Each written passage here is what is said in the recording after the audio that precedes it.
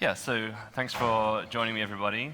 So I gave a talk 2 years ago at ETH Prague called How the Future of ETH Staking is Going to be Modular.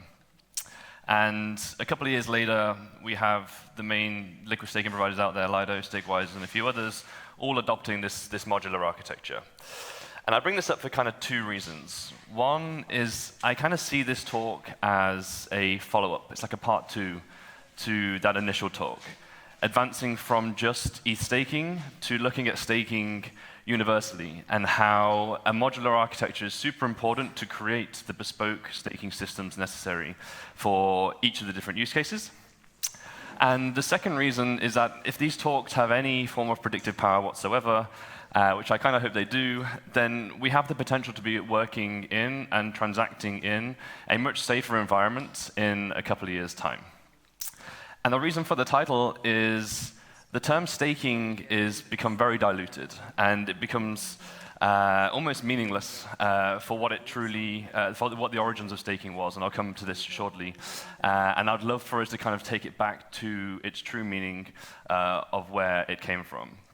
And so where did it come from? Obviously, staking came from proof of stake. This was an incredible invention, so to speak. The ability for someone who's capable of running a validator to permissionlessly join a network to perform the validation services whilst also getting rewarded for that without having to trust any other validator in the network. That is incredible. The ability for users to be able to transact without relying on a centralized intermediary who can trust the economic guarantees of the network that their transaction will be executed following the same rules as everybody else. This is a fantastic system. It has enabled tens of billions of dollars or hundreds of billions of dollars to be stored on-chain safely. This is something which is incredible. The Ethereum network is highly decentralized, it's highly secure, it has been running for 24/7, 365 days a year because of proof of stake. It is a fantastic system that I think everyone kind of takes for granted today. And there's an argument that because a lot of the tokenomics on POS systems are currently inflationary, that they're not sustainable. I'm telling you now that there is no mathematical reason why a POS blockchain cannot be highly profitable. There is just a massive competition for block space right now. There's a lot of scaling going on, and this may happen for another decade. But I'm telling you now that in the future, blockchains will be able to monetize their block space sustainably, and proof of stake will still be in place when that comes. And so, what does staking actually mean today across the industry? And it's kind of become this catch-all term for any form of depositing an asset. You can go to any random protocol UI, and you'll probably have a tab that says staking, and under the hood, there'll be some unique mechanism for that protocol to reward users with protocol emissions, like token emissions. Maybe it has some form of active governance, and if you're lucky, there'll be maybe some revenue sharing going on under the hood. But the key thing that's often missing is this link between staking and providing economic security that has existed in POS for over a decade now. And so we end up with a system that is decentralized at the L1, but still incredibly centralized above that. We have multi-sigs that control billions of dollars across the ecosystem, both storing that value and transporting that value cross-chain. The systems that do, and as I said, rarely use stake for economic security, there is often no actual enforcement for those economic security rules. Those systems are often controlled also by a centralized entity. And so there is no guarantee that if an actor did behave maliciously, that stake would be slashed, that those staking rules will be enforced. And so staking has kind of become this marketing tool for projects to help their tokens perform. And I almost don't blame them, because most projects issue a token a year or two into their existence. And this is both a blessing and a disguise. It's a blessing because it gives developers, it gives early backers liquidity for these assets. And it gives the projects a lot of flexibility on how, like bootstrapping users, issuing grants, et cetera, et cetera. They're an incredibly powerful tool. But on the flip side, it means you have an asset trading against a protocol where that protocol is most likely pre-PMF and almost definitely pre-actually having any revenues flowing to the tokens. And so assets, protocols use staking as a way to kind of get the best of both worlds, still have the liquidity, but also trying to lock up as much of these assets as possible to kind of reduce sell pressure and add utility for these tokens, which is fine. As I said, we're still very early in this space, but the one thing that's missing is that a lot of these staked assets are just costing the protocols because they have to incentivize that stake with more tokens. And these staked assets are rarely used and often never used for providing economic security. And this is the step that I want protocols to think about. They can continue to lock up their liquid assets. They can continue to incentivize and bootstrap users, but at the same time, use those staked assets that are just sat there dormant in most situations to actually help secure the protocols themselves. And so the idea is this. It is taking the POS system that has been running for several years now, very successfully at the L1 level, and applying that universally. It is very simple. At the end of the day, you just need a node operator set, a set of infrastructure providers that can perform some duties, and there is economic stake backed against each of these providers. That's all it is. That's all that happens on the ETH L1, and that's all that needs to happen when you apply this theory or this system to any protocol built in this space. It will allow protocols to align token holders with both the safety and security of their platform. It will help them reduce third-party risks. Most platforms use RPCs. Every platform uses an RPC. Most platform has like Oracle providers. There are third-party risks that protocols can mitigate by implementing staking for economic security. So it's all about taking staking back to what its core roots are and making the whole ecosystem safer. Like how amazing would it be if we had these economic security guarantees, not just at the L1, but across everything in the space. And this kind of like dystopian future is not something that's decades away because we need to wait for the technology. It is legitimately here today. And it's packaged in the form of Symbiotic. And so Symbiotic, at a very high level, is this modular framework that allows any protocol, any business, any L1, L2, whatever it may be, we call them networks as a whole, to kind of construct their optimal POS system for their architecture. And the Symbiotic protocol provides all the framework to enforce whatever rule set they define on-chain. So at the very high level, we have three key entities within this protocol. Networks, as I said, these are the entities that are consuming the economic stake. These are the ones that define the rule sets for their custom POS systems. We then have operators. These are exactly what they say on the tin. They are just infrastructure providers running whatever service the network needs. And then lastly, we have stakers. Their capital is held in vaults. Vaults are run by curators. They are like specialized risk managers that can determine the risks of a network's own POS system, and they are the ones who decide how capital is delegated across the ecosystem. Each of these entities are very well defined. They are unique. And each one can control their exposure to others in the ecosystem. And so the Symbiotic protocol is feature complete. It has been from day one. We are live on mainnet. We've been live on mainnet for several months now. And we have slashing, we have rewards, we have multi-asset staking. Whatever networks require for their POS, it is live and available today. And this is not just some like V1 slashing or V1 rewards. Today you can build some highly complex slashing mechanisms on top of Symbiotic. I'm still yet to find a network that cannot build their optimal POS on top of this system. And the important thing as well is that the core protocol is immutable. We speak to massive projects in the space, what people would class as like the tier ones, and what they all say is they would never implement staking, a really vital part of their protocol, on top of a solution that has any form of governance control or multisigs. They want to make sure that they are fully sovereign, that they are the only ones that control their staking solution. And that is exactly why we've made Symbiotic Core Protocol immutable. And then lastly, it is vertical agnostic, and I probably also should have put chain agnostic here as well, because there are so many different verticals in this space, L1s, L2s, oracles, DAs, like whatever it may be. We are working with protocols across the stack. And so this protocol can, Symbiotic, the framework can be applied universally. And so, historically, decentralization was hard. My argument here is that this is no longer true.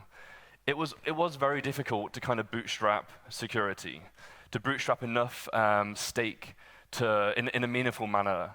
When Ethereum was very new, when the ETH token was super mature, it was highly risky for them to launch decentralized. Obviously it had POW back then, but any new POS that kind of launches is highly risky because the token is fairly illiquid, it's very immature, and in order to bootstrap a lot of capital or security for the system is very costly. And so we solve this by having billions of dollars of TVL that are in assets like STETH, mature assets like LBTC, et cetera, that allow projects to borrow security from these assets in a very cost-effective manner, and something that's going to be much more cost-effective than trying to bootstrap significant sums in their native tokens. We still encourage them to use their native tokens from day one, where possible, but it's a fine balance between getting some early token utility versus actually bootstrapping a cost-effective economic security. The other piece to this is that Symbiotic is a shared security protocol, and what this means is that you can use the same capital to kind of economically secure multiple networks. And this can also be slashable stake as well. There are various frameworks we have in place to kind of make this possible, but the key thing here is that you can have the capital efficiency of shared security that is slashable, and it makes this even more cost-effective for networks. And the last thing to flag here is because of the modularity of the system, networks can decide which assets they use for this economic security. They can add and remove assets as and when they please. So that kind of solves the capital intensiveness that was an issue for bootstrapping decentralization. The second part is operators. You need a good quality set of operators that can perform the duties you require as a network. And again, we have hundreds of operators that are kind of on hand and ready to step in and help networks build and grow their solution. And we're also permissionless to operators as well. And so if networks want to introduce some form of permissionless operators system, that's also absolutely fine. And then lastly, designing, slashing incentive mechanisms and staking mechanisms is difficult. It's complex. And this is something that we also help protocols with as well. And so I wanted to kind of give an example of what this kind of universal staking idea looks like in production. And I chose Hyperlane for this because they are an interoperability protocol, and historically, cross-chain bridging and messaging was one of the most centralized systems in the space, and arguably it still is. And so I won't go into too much detail into their stack. The two important pieces of information here is that Hyperlane enables protocols to launch what they call warp routes. This is how an asset can be bridged from one chain to another. And as part of these warp routes, they have interchain security modules. These ISMs are the really critical piece that effectively verify the transactions within a warp route. They're the ones that provide the crypto and economic guarantees that X amount of assets from chain A have been burned, and the same amount of assets on chain Y have been minted. And this is the key piece, as I said, where the staking fits in to kind of help secure their protocol. And so what does this kind of look like for Hyperlane? So Hyperlane has a vault on Symbiotic. It is the main Hyper vault for their assets. Hyperlane controls this vault. They're the ones that decide where capital is delegated, where the Hyper capital is delegated. And this vault provides Hyper with a liquid staking token. So users who stake their Hyper can still get liquidity for their assets, even once it is staked. when Hyperlane evolves into a fully fledged DAO, the hyperstakers will still get governance control. So if I stake my hyper into a Symbiotic vault, I can still vote with the power of that hyper. And then the other part as well is obviously this allows Hyperlane to issue rewards to users. So often protocols kind of stop there. That is the blocker for most people, because it's very easy to kind of issue like smart contracts that can reward users. What's very difficult is to provide on-chain guarantees of penalties. And this is where Symbiotic comes in. This allows Hyperlane to actually use those staked hyper for economic security. All of their ISMs are backed, and the operators that perform the duties with those ISMs are backed by staked hyper and other assets, which I'll come on to in a second. And so this historically was a very centralized piece. It could be done by a single entity that is just trusted. But Hyperlane have taken one step further. They wanted to decentralize and secure their protocol further, and so they're using economic security from their own native token staking to provide this. And then lastly, this system is future-proof. They can change their assets that are used for staking at any point in time. They can upgrade their rewards flow, their slashing flow. They effectively have the plumbing in place now for anyone to stake an asset and for them to reward and penalize that asset. And this is a very flexible framework. That means Hyperlane, as I mentioned, is fully sovereign. They control this, or the DAO will control this in the future. And they can upgrade this system as and when they please, without any risk of breaking changes from the Symbiotic side. And so this is kind of roughly what their architecture looks like. They have a main ISM that is controlled by the Hyperlane team. They are the ones who decide who the operators are, which assets are used for staking. And this is a good example of how I said, in order to bootstrap a lot of security, it's wise to use assets outside of the native token. And so they're using SE, they're using LBTC to kind of make sure they're bootstrapping enough economic security to guarantee that main ISM module, while still using some native token staking as part of that as well.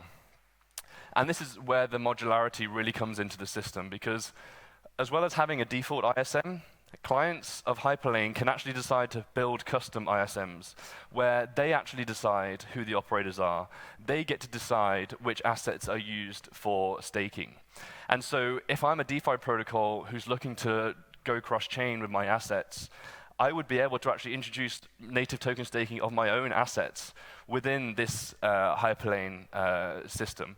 And it's a nice way, actually, for Hyperlane to kind of pitch their product to clients, because it gives their clients potential control over the security of their cross-chain assets, whilst also adding native token staking under the hood. And so my kind of last pitch is this.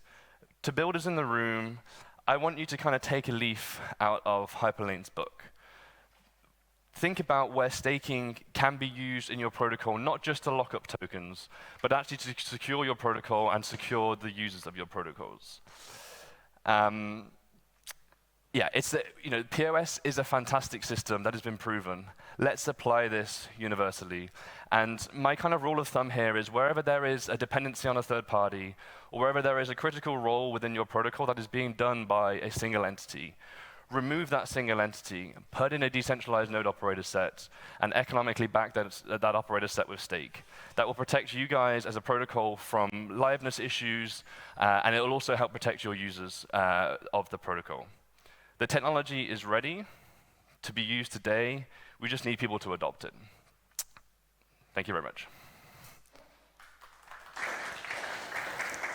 Thanks a lot, Jordan, for your nice presentation. And now you have the time to ask questions if you have any questions. So please feel free to ask.